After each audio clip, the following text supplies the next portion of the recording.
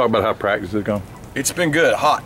It's been hot, which was good. Yesterday was the first day down, and you could tell it'd been a 3 or 4 day Christmas break, and it was getting a little bit of heat adjustment there. But today, I thought they really responded well. We had a really, really good day today, so really proud of them today. How is Duke coming along? He missed all those practices. Yeah. Can he be ready for the bowl game? Yeah, practice today went good.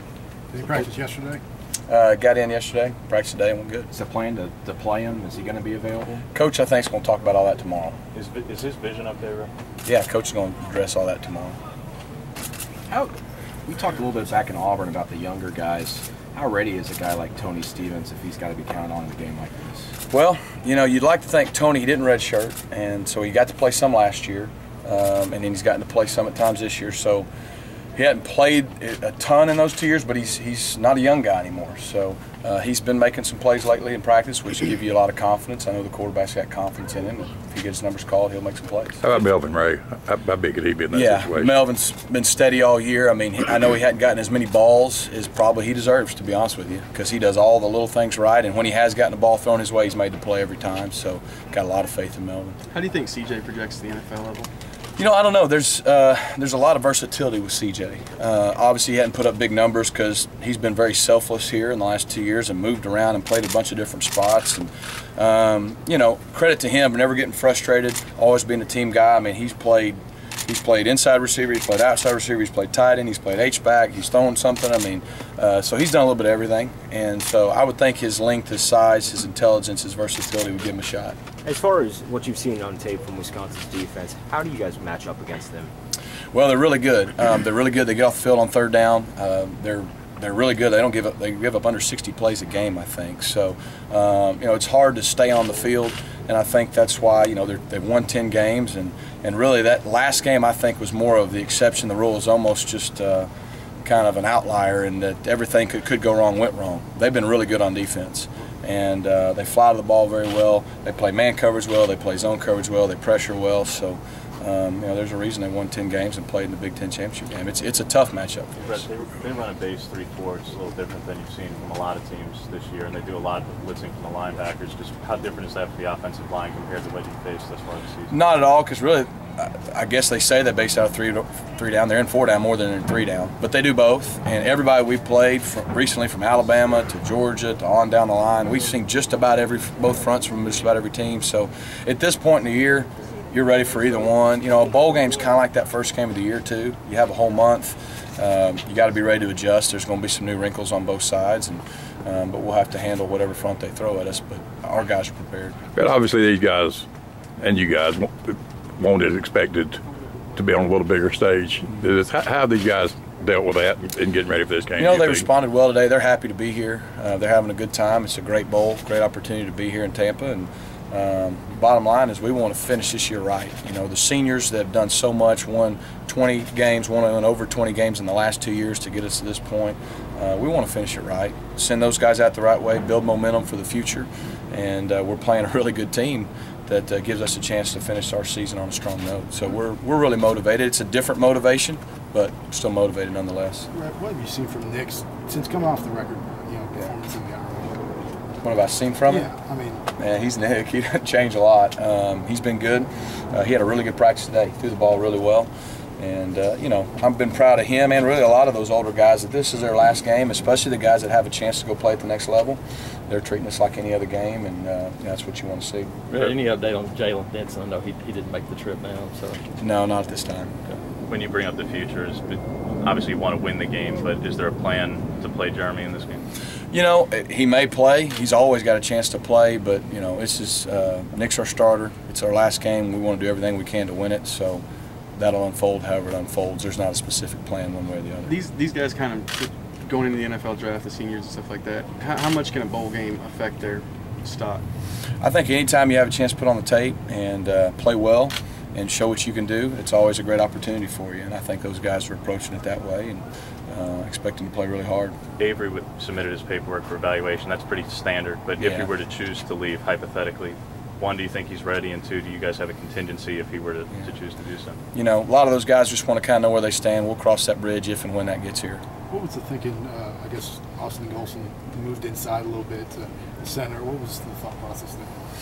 just we're losing the Remington Award winner. So we feel like we got some good guys, some good options in there, but we wanted to kind of exhaust all our options during this bowl practice, so we don't have to wait to spring ball to know, okay, we think this guy can do it or not. Now we have information that in second half of January and February, as we're getting ready for spring ball, we can kind of set our depth chart and hopefully have the guys in the right spot day one, so we can take advantage of those 15 practices. Is that a little bit different than last year? I mean, last year at the national championship, did you guys maybe play the younger guys a little bit less when you're in Auburn?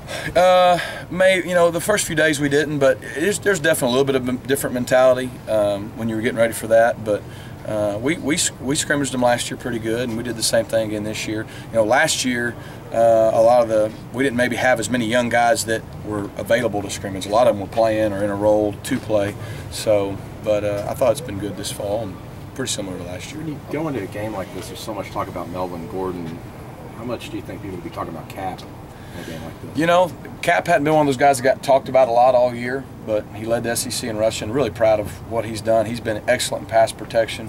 He's made a lot of great plays catching the ball. And if I know Cap, he's just going to go out and play his heart out this last game. Melvin Gordon's a phenomenal back. I mean, they got a great matchup with two great backs. But I expect Cap to be what Cap's been, and that's just pretty steady. And if he's not that flashy, he doesn't really care.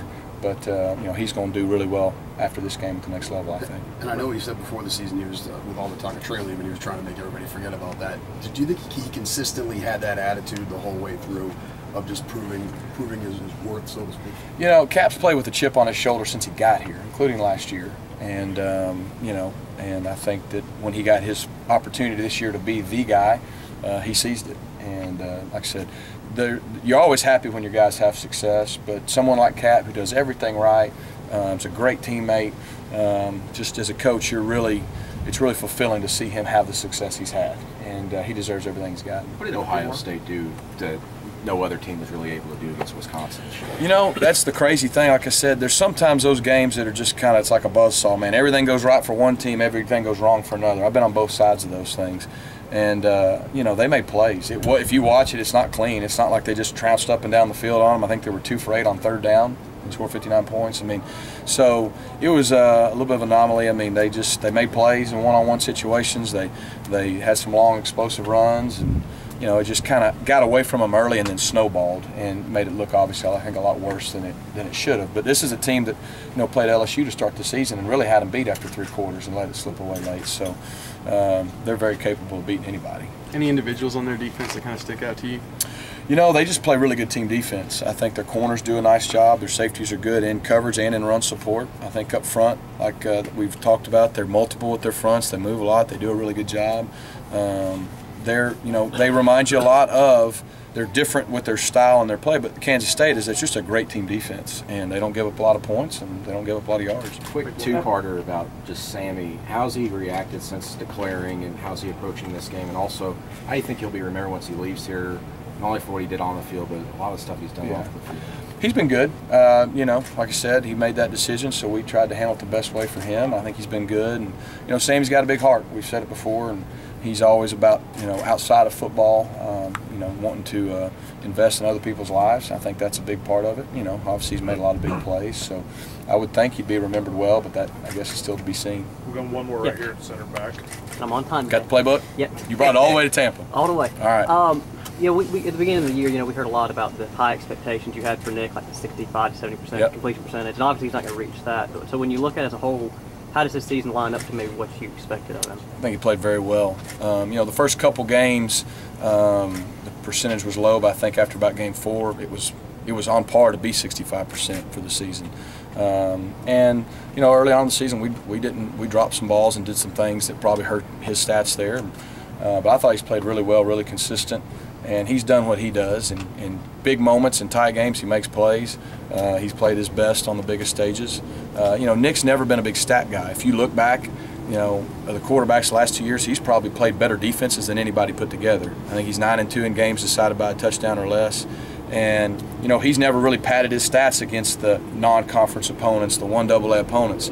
If you look at it, his stats are much better against SEC teams. And so, just the bottom line is he's done a lot in the last 2 years to help us get to this point, get things turned around and win. And I'm really proud of the way he's produced and played. And I think that last game probably, shows a lot about where his growth came to. Thank you.